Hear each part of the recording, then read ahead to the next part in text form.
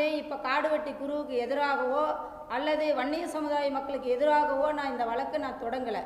என் கணவரை எங்ககிட்ட அனுமதி பெறாமல் எதுக்கு எடுத்தீங்கிற கேள்வி தான் நான் கோர்ட்டில் வச்சுருக்கேன். அது வந்து கோர்ட்டு வந்து எங்களுக்கு நியாயம் கொடுக்கணும். எங்களுக்குன்னு ஒரு உரிமை இருக்குது. ஏன்னா அவருடைய வாழுங்காலத்தில் நாங்கள் பல்வேறு பிரச்சனைகள் சந்திச்சிருக்கிறோம். அதிரடிப்படையால் பல வழக்குகளை வாங்கியிருக்கிறேன், பல செயல் தண்டனைகளை அனுபவிச்சிருக்கிறோம்.